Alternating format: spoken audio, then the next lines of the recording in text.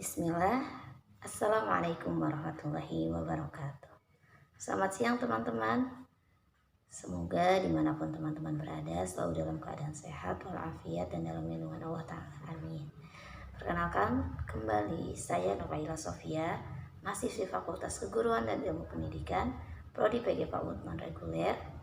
Di sini saya akan menyampaikan hasil review jurnal yang berjudulkan Integrasi Agama dan Ilmu Pengetahuan sebagai tugas dari mata kuliah Al-Islam Kemuhammadiyahan 2 yang dibimbing oleh Bapak Apep MPD. Baik, sebelum kita memasuki kepada materi, saya akan menyampaikan identitas dari jurnal yang saya review kali ini. Alhamdulillah, tema dan judulnya pada kesempatan kali ini sama, yaitu Integrasi Agama dan Ilmu Pengetahuan, yang ditulis oleh Ali Mustopo dengan nama Jurnal Al-Afkar dan diterbitkan pada tahun 2017, volume penerbitan volume 5 dan nomor 2. Mungkin teman-teman mengenal istilah dikotomi. Dikotomi merupakan pemisahan antara dua hal yang berbeda. Nah, orang-orang barat memisahkan antara agama dan juga ilmu pengetahuan karena bagi mereka itu sesuatu yang berbeda. Padahal sesungguhnya agama dan ilmu pengetahuan merupakan sebuah kesatuan yang sudah terintegrasi dalam Islam. Karena pendidikan Islam bisa dihayati dan dipahami secara lengkap dan kafah atau utuh dan menyeluruh. Tidak dikotomi antara pendidikan agama dengan pendidikan umum. Nah, pemisahan dilakukan oleh orang-orang barat pada 3 kategori ilmu seperti natural science, ilmu-ilmu kealaman, biologi, fisika, kimia, dan lainnya. Juga ada ilmu social science, yaitu ilmu kemasyarakatan, seperti yang menyangkut dengan perilaku manusia dalam interaksinya dengan masyarakat. Juga ada ilmu humanitis atau humaniora, yaitu ilmu kemanusiaan yang menyangkut kesadaran akan perasaan pribadinya. Konsep tersebut berbeda dengan konsep yang ada dalam Islam. Karena di dalam Islam, semua ilmu terintegrasi berdasarkan Al-Quran dan hadis yang pada akhirnya dikembangkan oleh para ulama, oleh para ahli ilmu atau para ilmuwan menjadi cabang-cabang keilmuan yang lebih terperinci. Menurut Munir Mursi, ia mengatakan bahwa seluruh ilmu adalah Islami sepanjang berada di dalam batas-batas yang digariskan oleh Allah Ta'ala kepada kita. Intinya, selama sebuah ilmu membuat kita dekat dengan Allah, hal itu termasuk ilmu yang bermanfaat. Nah, oleh karena itu, keilmuan integrasi antara agama dan ilmu pengetahuan akan kita jabarkan menjadi 3. Yang pertama yaitu Islam dan keilmuan alam atau natural science. Yang kedua juga Islam dengan social science dan yang ketiga Islam dengan keilmuan humanitis atau humaniora. Yang pertama, Islam dalam ilmu kealaman atau natural science. Nah, dalam pandangan Islam, kriteria keterpujian suatu bidang adalah kebergunaannya yang dapat membuat seseorang semakin mendekat kepada Allah Ta'ala. Bidang ilmu apapun yang memiliki ciri semacam ini adalah terpuji, dan ada usaha untuk memperolehnya adalah suatu bentuk ibadah, tentu jika diiringi oleh niat karena Allah Ta'ala. Bukti bahwa Islam mendukung berkembangnya ilmu pengetahuan adalah dalam Al-Quran terdapat lebih dari 750 ayat yang menunjuk kepada fenomena alam dan memerintahkan manusia untuk mempelajari hal-hal yang berhubungan dengan penciptaan alam dan merenungkan isinya. Nah, bahkan para sarjana muslim pada era gemilang peradaban Islam menekankan bahwa motivasi di balik upaya pencarian ilmu-ilmu kealaman adalah matematis, yaitu mengetahui ayat-ayat Tuhan di alam semesta. Bahkan Mehdi Ghazali mengatakan bahwa para sarjana muslim ini tidak memisahkan kajian tentang kealaman, tentang alam dari pandangan dunia mereka yang religius. Jadi dipandangnya sesuai dengan pandangan keislaman. Dan mereka mencari kerangka kerja inklusif yang memungkinkan Mereka menjelaskan keseluruhan alam semesta. Nah, gagasan ketunggalan penciptaan dan keserasian penciptaan merupakan dasar yang mengatur semua arah ranah ilmu pengetahuan. Seni Islam memperlihatkan kembalinya semua kejamak. Nah, pemahaman terhadap tanda-tanda kekuasaan Allah ini dan pemahaman terhadap alam merupakan pemahaman tanda-tanda yang membawa pada ilmu pengetahuan dan teknologi, di mana stimulus untuk mengembangkannya sudah Allah Ta'ala sampaikan ribuan tahun yang lalu seperti dalam surat Ar-Rahman yang artinya, wahai jin dan manusia, jika kamu sanggup melintasi penjuru langit dan bumi, maka lintasilah. Kamu tidak akan dapat menembusnya melainkan dengan kekuatan atau sultan. Itu dalam surat Ar-Rahman ayat 33. Maka di sini Maurice Bucaille berkata, sungguh teknologi yang ada dalam hal ini merupakan jawaban atas sultan atau kekuatan sebagai kunci dari Tuhan untuk menggapai langit dan bumi mulai terungkap sudah. Bisa kita lihat bahwa hari ini kita bisa mencapai luar angkasa, dan semua itu berdasarkan kemajuan teknologi. Nah, pada masa modern ini yang kita rasakan ketika wilayah ilmu pengetahuan semakin meluas dan banyak rahasia alam tersingkap, manusia mulai mengenal banyak hakikat terkait dengan isyarat-isyarat Al-Quran yang sebelumnya tidak ia ketahui. Manusia menjadi bertambah dekat dengan isyarat-isyarat tersebut. Jadi, jika seorang ilmuwan mendekati alam dengan iman kepada Allah, imannya akan diperkuat oleh kegiatan ilmiahnya.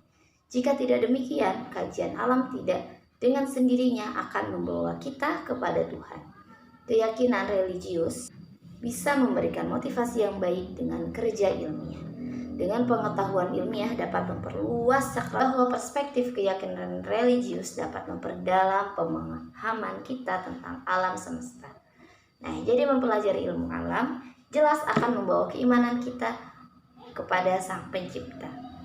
Nah, kesimpulan dari bagian pertama ini, yang pertama yaitu ajaran Islam sangat menghargai ilmu pengetahuan. Banyak sekali ayat-ayat Al-Quran yang menganjurkan untuk meneliti baik secara tersurat atau tersirat akan fenomena alam.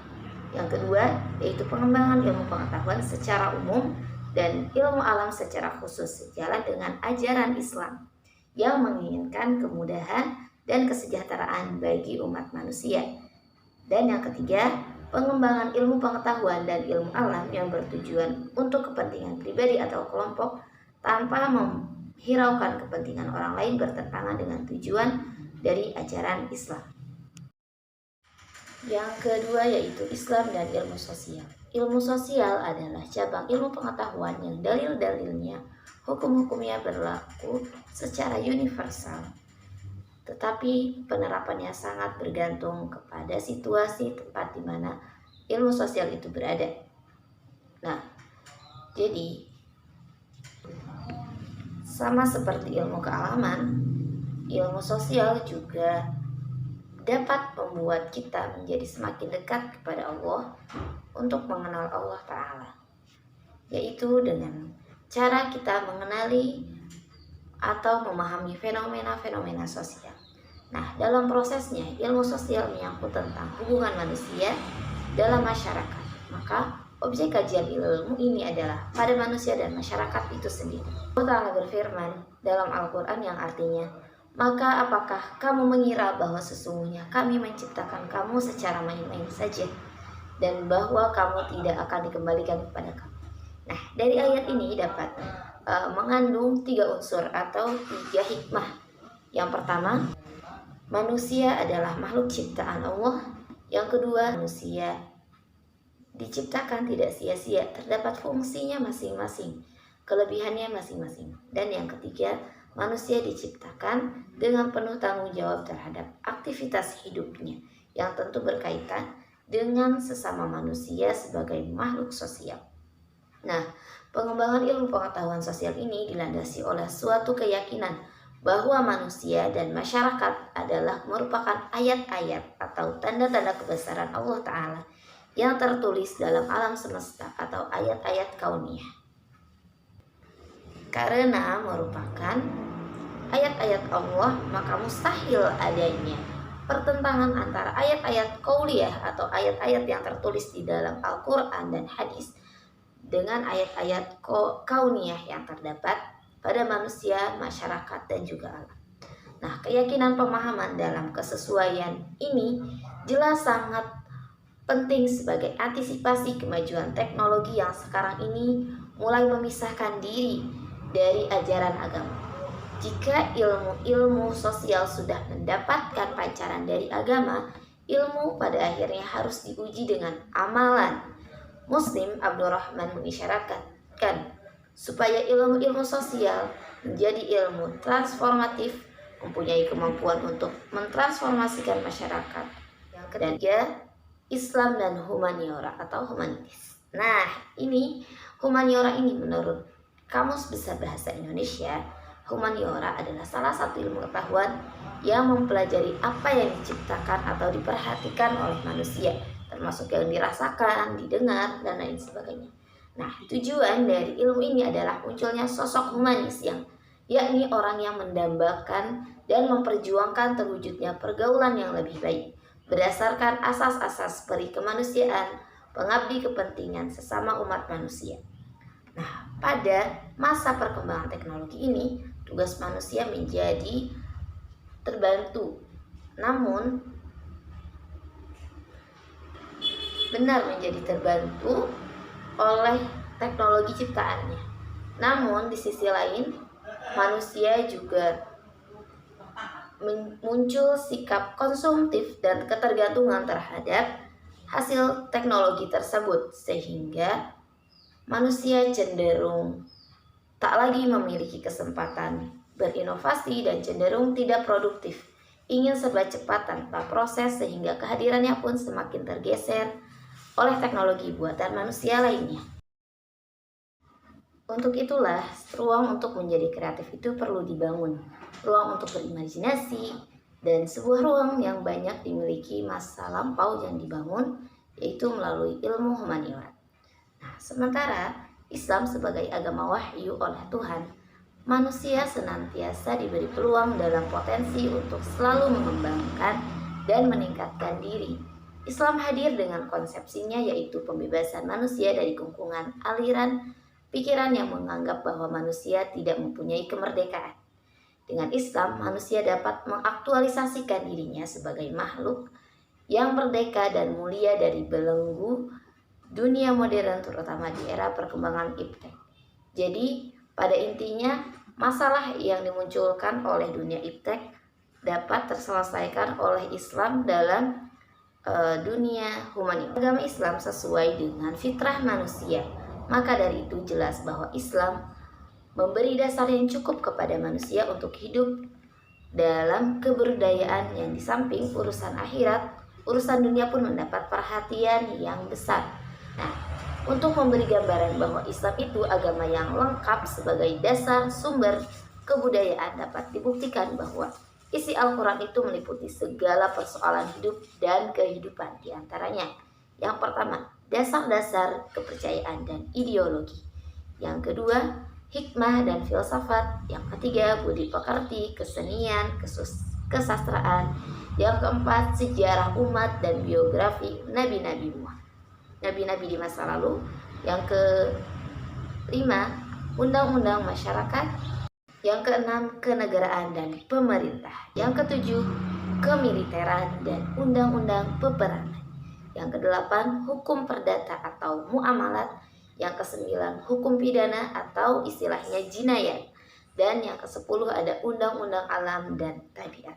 Dengan demikian, sudah terbukti bahwa integrasi antara Islam dan humaniora semacam ini sesungguhnya menyediakan basis pengetahuan untuk mengkaji kehampaan spiritual yang merupakan produk dunia perkembangan iptek. Dan pada kesimpulannya, seluruh ilmu pengetahuan dapat terintegrasikan dalam Islam yang berdasarkan pada Al-Quran dan juga hadis. Demikianlah sedikit pemaparan dari hasil review jurnal yang telah saya lakukan. Terima kasih kepada teman-teman atas perhatiannya dan mohon maaf jika terdapat kekurangan dalam materi atau penyampaiannya. Saya ucapkan terima kasih. Wassalamualaikum warahmatullahi wabarakatuh.